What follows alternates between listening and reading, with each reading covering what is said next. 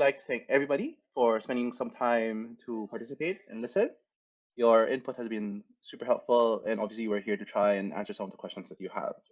There were I saw the sheet with all the questions. I think there were like 50 to 60 questions that were submitted. We won't be able to answer all of them, but we've tried to choose the most like strategic and pressing ones, and obviously relevant ones. Like we're trying to answer questions here, not feedback slash feature suggestions. We pass that on to the dev team. We're here to try and answer questions that we think are like super helpful for the community. Now, who do we have here today? Unfortunately, Howie. Let's start with somebody who's not here. Howie, our senior economy designer, isn't able to join today, but you'll have the opportunity to ask economy-related questions during the next town hall next week with Clay. So please hold any specific questions or like wonders there. But today we'll be working with Eddie and Giancarlo, who are both very deep into the token and like the token economy of the game, and we'll be able to answer all your questions about that. Without further ado, let me move the slide to the next one. Cool. So here are some of the first three questions. Oh, but before that, maybe Eddie, GC, you'd be able to quickly introduce yourself, what you do, and what kind of questions you'd be happy to answer. Let's start with Eddie. Yeah, thanks, Nigel. Hi, everyone. So I'm Eddie. My role at Immutable is SVP of tokens, which is a very, very fun job.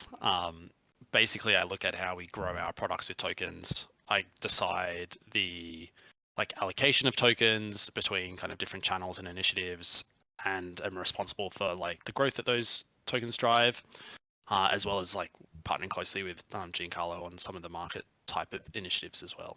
I've actually been with Immutable for 5.5 years, so there's some names in the audience that I recognize. I'm generally not too involved with the community, but yeah, very happy to be here today. Awesome, thanks, Eddie. For those of you who are also in the Immutable Discord, Eddie will be super familiar. He's obviously been contributing a lot of explanations, content, etc. on the token side there as well. Having said that, let's move on to GC. GC, could you please do a quick introduction? Thanks, Nigel. Hi, everyone. I'm GC. Head of Markets is my role here at Immutable. I've been with the company for just under 1 year. My focus is on Immutable's, the management of Immutable's token treasury. In addition to, and part of that obviously involves real focus on the quality of the health of all of the tokens on our balance sheet and within our ecosystem. So spend a lot of time thinking about initiatives that can improve access to the tokens and liquidity in the tokens so that people can participate, ecosystem participants can have a better experience when they're in the Immutable ecosystem. Please look forward to a really good discussion and some insights about what we're doing with the token, especially for GOG. Now, without further ado, let's start with some of the questions today. There's 3 in the screen right now. Tell me if you don't see the screen. I'll also read out the questions aloud. And then if you have any clarifying points, etc., just drop in the chat and we'll try to tackle them.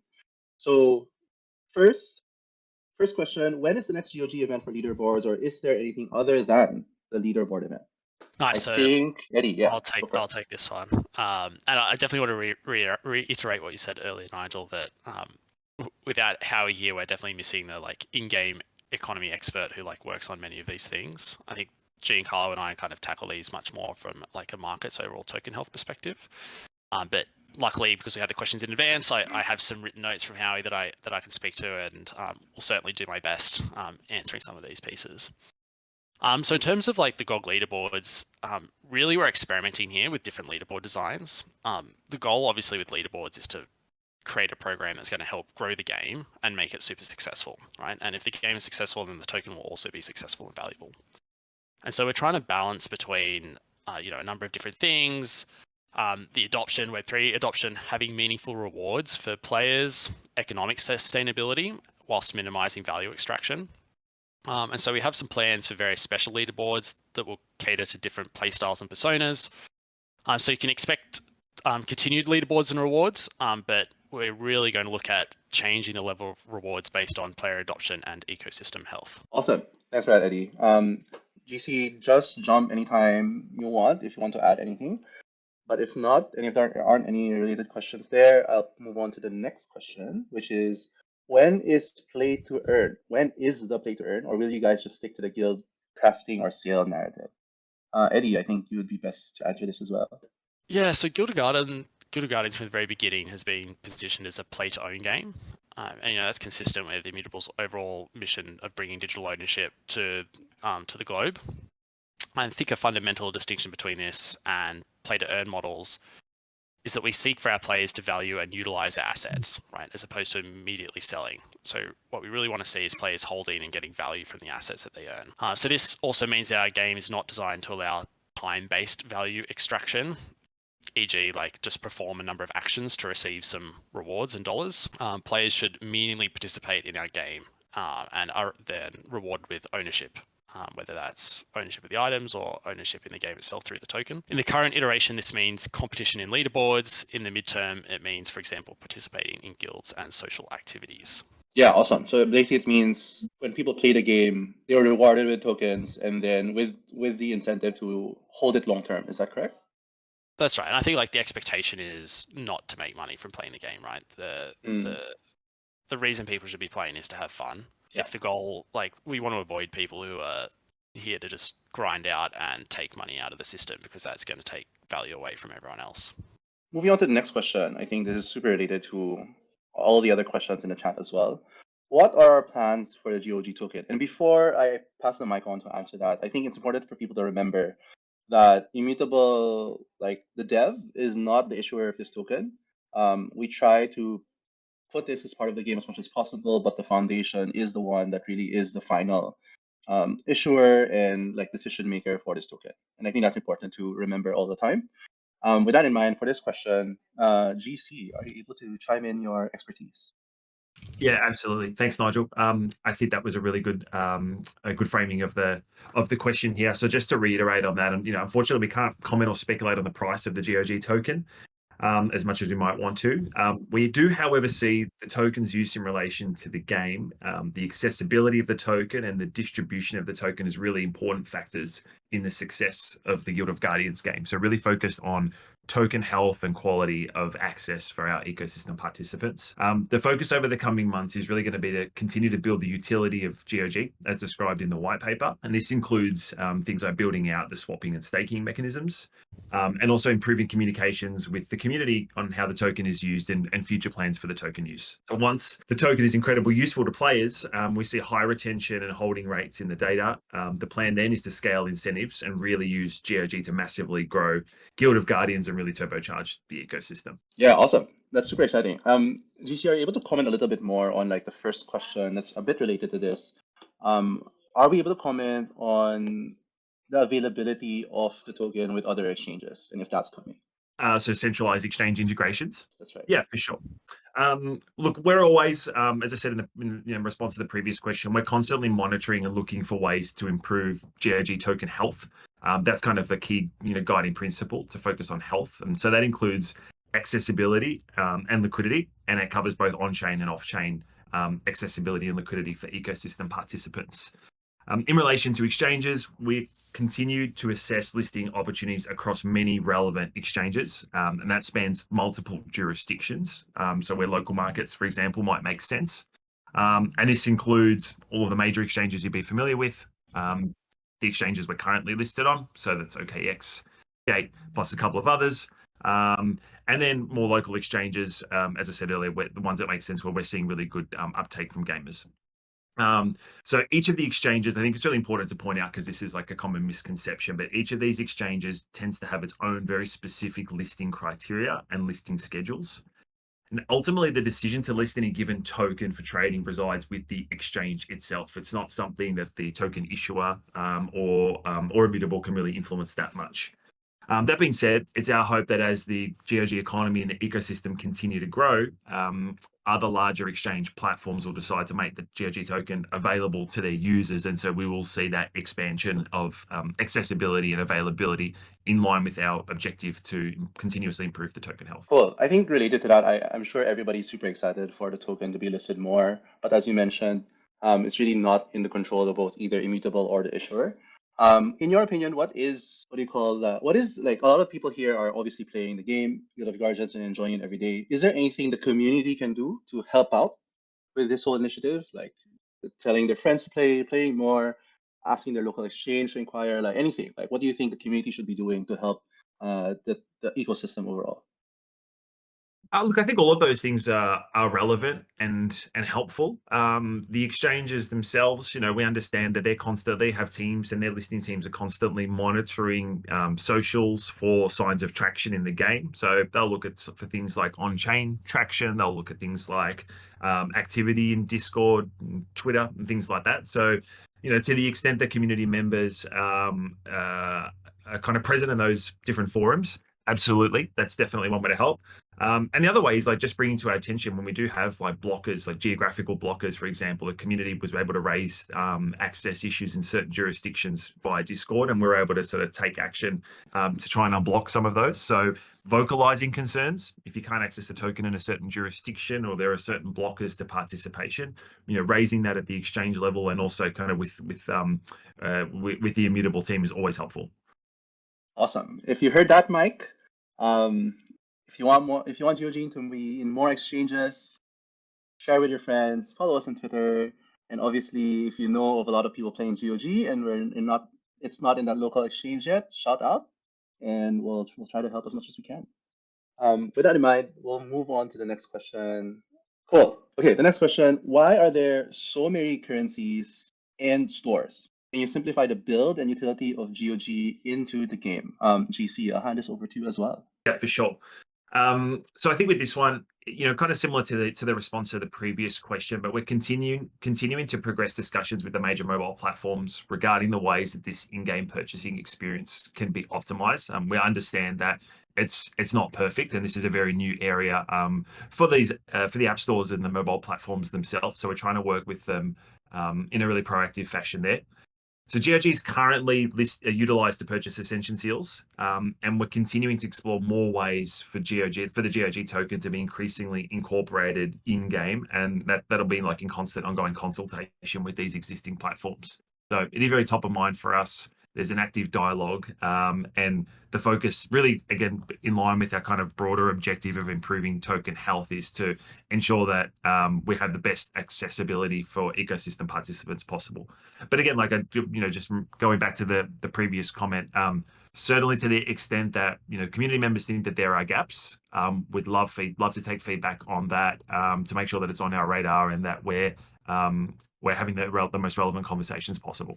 Awesome. That makes sense. And I think that answers some of your questions, Herb and Derb. Like, yes, there is a current token sync, and we are exploring more ways that GOG can be incorporated into the game. So hope that helps. And that takes a lot of time, which is why it just takes time for us to implement that. Next question. In general, when will GOG fix the tokenomics and economics of the game? Maybe Eddie, you can take this. Yeah. Hi, everyone. Sorry, I just got kicked out, so I've completely missed all the context and what was covered previously. I think one thing I wanted to do was I saw a comment about the staking rewards wallet, and so I just shared that in the chat. I tried to share the link to the Block Explorer, but got banned from sharing an external link. So if you look at the immutable Block Explorer, you'll see there's 2.4 million GOG approximately sitting there from the previous sales, and a few more GOG to trickle in, another 900,000, I think, over the next couple of days. And we're definitely going to be sharing that more publicly in the coming week or so. We've got a whole website dedicated to explaining the token and the utilities, which is I'm really excited for. The other thing I want to say, I don't know, when I dropped out, GC, you're talking about the exchanges. Did you say about the Coins PH in the Philippines is going to list GOG? Didn't mention that one specifically, but we did talk about sort of local markets. I'm happy for you to kind of dig in on the Philippines announcement. Nice. Yeah. So I mean, part of the kind of overall Guild of Guardians strategy is looking at these emerging markets, Philippines and Brazil, where we're seeing quite a lot of traction with the game. So we're looking at listing GOG in those markets. I can share that we'll be listed on Coins PH, which is pretty exciting, and we're currently evaluating a proposal from Mercado, which is the leading exchange in Brazil. I think obviously we would love to be on Binance, and that is certainly the aspiration. But realistically, we need to ladder up through the exchanges and through the trading volume of grow the trading volume of the token, and that's going to come from these in-game initiatives, better communications around the token, and continuing to build our community and supporters like all of you here. All right, so now to answer this question about fixing the tokenomics and economics, I'm very curious to understand what people perceive to be broken about it. From my perspective, we really need to kick off the growth with the token, right? And the thing that's constraining us from that at the moment is connecting the utility side. So that's kind of like my goal number one at the moment, is to get that done. The answer from Howie took, I think, a bit of a more operational perspective, but I'll go through that, which was, in Act 1, we had very generous rewards to support GOG launch. And, really the strategy behind that was to try to kickstart the growth of the game and get a lot of hype and buzz around the game. I think we probably didn't execute that. I know we didn't execute that as well as we would have wanted to. And, as Howie says, we have a lot of additional challenges in performing tests as a Web3 game, because all rewards and blockchain actions are immutable and permanent. And so I think he's referring to the kind of like bot culling and things like that. We wanted to maximize adoption and stress test all our systems, gather and analyze data, and then make adjustments as needed. We're now planning to make adjustments on various systems, including rewards, utility, and monetization. Everything is on the table for us at this point, and we will be progressively rolling out new features over the next several acts to fix the tokenomics and economics. I think, the generous one's an interesting one. I understand from like a player perspective the like time and effort put into a game and like the money that matters, and then you balance that against the revenue and the additional uptick in plays that we see, and just trying to make as rational decisions as we can that benefit all token holders, and not overly benefiting one kind of like stakeholder group. Yeah, I think related to that, what you mentioned earlier, like this is really designed for GOG to be a fun game. Like people want to spend because it's fun, not because it's a play to earn. It's a play to own. Yeah, that's right. Apart from providing essential seals, what utility does the token have or plan for it to have? So yeah, you can definitely read the white paper for what we'll be building over this cycle. So basically anytime an NFT is minted or traded, there is some utility for the token. So 20% of the value in an NFT mint or trade is used to buy back the token, and that goes into the staking rewards pool, which will be distributed to like active and engaged players and ecosystem kind of participants. There's also the altar, where the GOG token is like a ingredient or cost in kind of different altar recipes. Sorry, Nigel, I'll let you continue. No, exactly. That was great. Thank you very much. The next question related to Endless is why did Endless why did the Endless adjustments take so long? Yep. So this again is straight from Howie. So his original plan was to perform tiered leaderboard rewards for the final 2 weeks of Endless Season 1, and this coincided with the token rewards. However, several problems occurred. So firstly, there was the anti-bot, anti-fraud systems were overly sensitive. And after manual investigation, we found that it flagged many real players.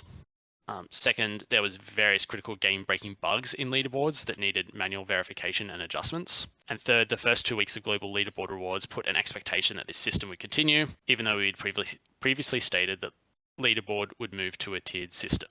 So overall, due to the negative community sentiment, we reverted back to global leaderboards. As global leaderboards were not a permanent long-term solution, that means that leaderboard and token rewards do not have a streamlined automated process.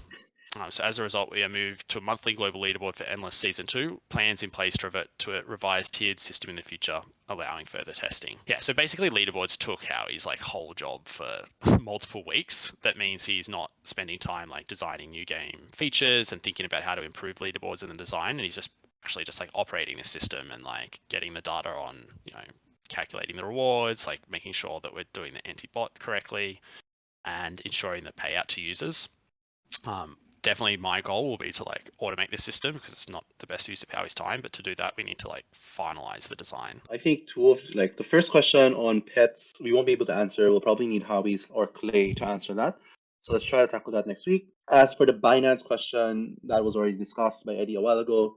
So I'll skip that. But TLDR, if people missed it, obviously we want GOG to be more available everywhere, especially one of the largest exchanges out there. And it's a gradual process. If you want to contribute to that effort, share with your friends, play, tell us if there's anything that you see that we need to debottleneck to help us get to that path. Yeah. No, Maybe I can add a bit more yeah, context as well obviously, yes. on Awesome. Binance. That's So great. obviously, like exchanges make money from trading volume, and particularly, so one of the big things they fight over is like the initial listing of a token or the TGE, right? And so given that GOG is already listed past its like big hype speculation phase, it's much less interesting to these big exchanges. And so we really need to prove it out through the organics and fundamentals. Maybe I'll also answer this question about, so staking rewards, will that not just produce more sell pressure for when they receive their staking rewards for being active? Unless there's a worthwhile reason for me to go out of my way to buy GOG from an exchange, pay to get it into Passport, then spend it on something worthwhile, why would I not just purchase in-app? Yeah, so even the in-app purchases of Ascension Seals, have the 20% transaction utility for GOG.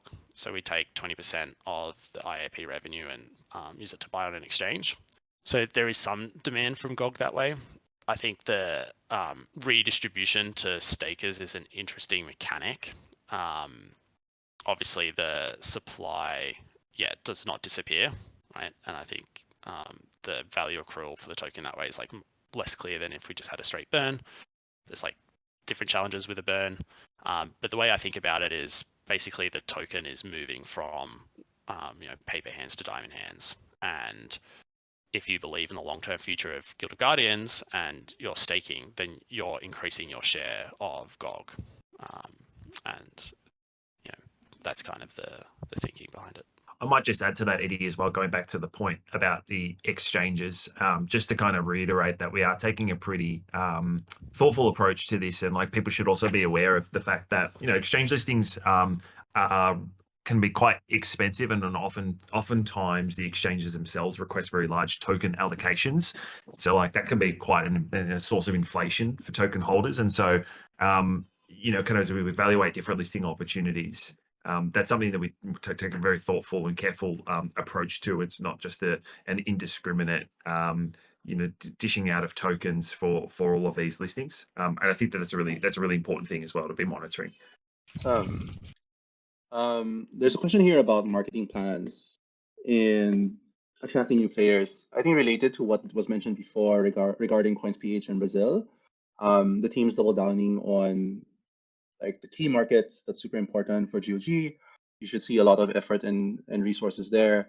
The marketing team is here as well. You should feel free to ask Nelly as well as Stefano, the marketing lead, too, on other plans and other promos that they have in store for GOG moving forward. But it's going to be super exciting. Next is the question on reagent system. No, I think we'll need Howie for that. So we'll move on to the next one. The table for rewards indicated in the announcement is labeled as minimum GOG rewards. What would be the variance or factor to increase that amount? Like percentage sales, Airy store sales, or percent of shop income, etc.? Or are those reward amounts fixed? Eddie, could you take that? Nice. Yeah. So actually, I really like this idea, and I think these are some of the like incentive designs and mechanisms we definitely want to explore, right? Where the total amount of rewards for the community goes up depending on like some linkage to the economic activity. In terms of this season, so Endless Season 2, the total rewards are fixed. So the minimum rewards relate to the minimum in that tier rank. So for example, if you're rank 101, your rewards will be closer to that of the 100th rank than the 200th rank. But yeah, this is a great suggestion. Awesome. Next, again, energy and boosters or pets will need Hobby for that, so we'll skip that. Last two questions. Is it possible that those who have found their NFTs can have certain revenue just by holding it, like dividends? Question mark. Eddie. Yeah. So unfortunately not. The earning dividends just turns NFTs into a financial product, and that is not the intention, and would require us to go get like crazy amounts of licensing and completely change like the whole format of the game. So look, we're always looking into a variety of ways to incentivize different activities and behaviors, but we need to abide by like global laws and regulations. Awesome. Okay, cool. There's a question here on from Kratos about the super token. Would you happen to know anything about that, Eddie? Well, if not, then we can just skip that. We can ask Javi or Clay later. Yeah, no, I can answer that one. So yeah, I mean, part of the like super token and superverse, they want their kind of token to be used across a variety of games, and part of the agreement that we did with them was to include super into GOG somehow. My expectation is it will just be like kind of currency style utility where you can buy stuff with super. And the big benefit to Guild of Guardians was getting the marketing power and community of Superverse. Yeah, 100%. This is related to the question a while ago about marketing and getting new players. All these partnerships that the GOG team is pursuing is obviously to help exactly do that, get more players to play GOG. Final question. When will the staking of tokens be launched, and how will it be continued? Yes, the $1 million question. So staking is on the roadmap for this cycle. So we do planning for kind of like 4-month cycles. So certainly on the roadmap for the next 4 months, obviously subject to like roadmap priorities, but certainly one of the kind of like top goals for the studio this cycle is to build this feature. It will be permanent as well once we launch it. So it'll be fully automated, won't require like people to operate it like we had to do for the last program, and it will just be funded from the like 20% transaction utility of GOG. So it will be sustainable, ongoing. Awesome. Yeah. Also, there is like some additional things we're thinking about, which should be exciting. I don't want to like spoil it now, but it'll be more than just GOG rewards. Ooh, okay. Ooh. Eddie, you have so much alpha today. My gosh. We should have you on more often. Okay, cool. That was the last question. So people, if you have more questions about the token or anything that was discussed today, please drop it in the chat. I'll ask GC and Eddie for like final thoughts, things that they wanted to share more outside of the questions. And so that gives you a couple of minutes to like put in more questions in the chat. Please keep it to token and token related stuff. And we'll try to answer it if we can. And then if there aren't any other questions in like 5 minutes, then we'll just end this, or we can just hang out. But we'll give back time to GC and Eddie to do more exciting GOG stuff if that's the case. So GC, Eddie, any specific like additional comments or things you want to end with before we go back to like some of the questions that they might drop here? Yeah. Yeah. Look, maybe. Go ahead, Eddie. Go first, JC. Yeah. Yeah, sure. I was just going to say, no, I'm personally really excited to see this the Guild Guardians website go live. That really just sort of unpacking and exploring the token utility and this staking mechanism. Some of the community might not be aware. Eddie and myself are in the Discord. We see most of the questions around this, and while we might not be that active in responding to all of them, like definitely get a really good flavor of where the interest lies. And I think this website going live over the next little period is going to be really exciting, and it's going to clarify a lot of the kind of questions regarding the mechanism and the value accrual to the token and just the utility of the token in general. So I'm personally like quite excited to see that launch, and then also to get feedback from the community on like how we can iterate and to make it even better and more powerful going forward. Nice. And I'll just answer some of the questions in the chat. So Strong Hands ask, for staking, would the coins have to be on the Passport wallet, or will it be possible to delegate a MetaMask? So we have not entered into kind of like product design for this yet, but I'd say enabling all wallets to stake will be certainly a requirement, I think. And then Tomahawk asks, can we expect a nice staking dashboard of some sorts? Yes, for sure. This will be a full product. It'll actually be integrated into the lore of the game. So you can think something similar to like Ares Store. Well, the question is, what token utility is in the pipeline? So staking is the main one, but also automating the swap. So actually, like we are running the token utility currently. We take 20% of the like NFT trading volume, the minting volume, the Ascension Seal purchases in IAP and in Web3, and we use that to buy the token on market, and that's going into the staking rewards wallet. So all those tokens are kind of accumulating for the community for when we launch this feature sometime in the next 4 months. No solid plans, Buddha, on that front. They're the sort of like kind of marketing campaigns that we would run with a new exchange to get listings. Stronghand asks, can we use some of the buyback revenue to support liquidity in LP? Yeah, that's certainly an interesting idea. Something GC and I actually like been thinking about a lot over the last few weeks is the kind of like TVL and liquidity on immutable ZK EVM. So currently the GOG IMX pool is being funded with IMX rewards. I think that's probably better than using GOG because IMX is like less volatile, obviously has a much bigger market cap, and so the inflation impact is a lot less. And yeah, we have a few other ideas kind of cooking in that area, but yeah, we'll definitely think about this one. Why sales in the Aries store was pegged to USD ETH, not a GOG price.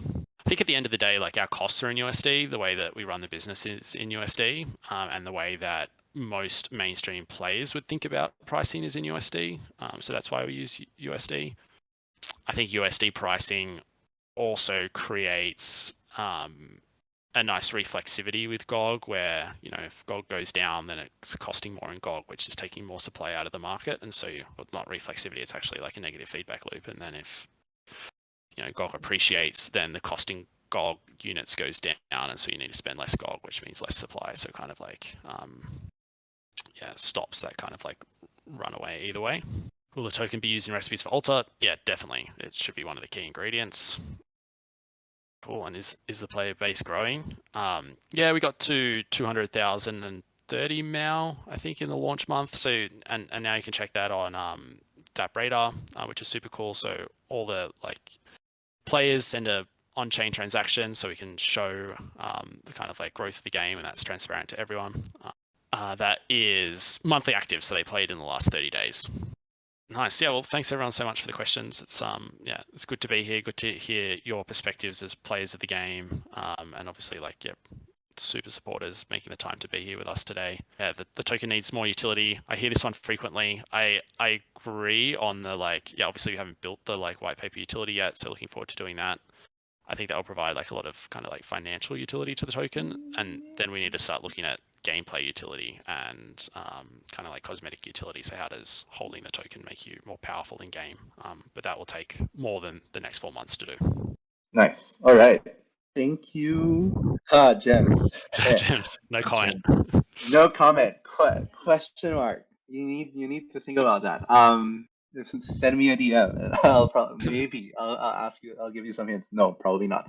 But okay, cool. Thanks, Eddie, GC, for your time. Any closing thoughts before I go into our ending spiel? I'm good. Thank you. Cool. Thanks, Nigel. Okay. In that case, that concludes it. Thanks everybody for coming. Really appreciate you giving some of your time and your questions to really give some more clarity on the game. We're really like all the quality of questions just really tell us that you're really enjoying the game, you're really playing it, you're really invested, and that's what it's all about at the end of the day. And we're looking forward to making this game as big as we can and get as many players as we can and get into as many markets as we can. So please continue supporting us until that happens. And for the next town hall on July the 2nd with Clay, you'll be able to answer some of the questions that we weren't able to answer today. So look forward to that as well. Thank you again for joining this briefing. And until our next strategic session, may your guilds prosper and your guardians triumph. Thank you very much. Thanks, everybody.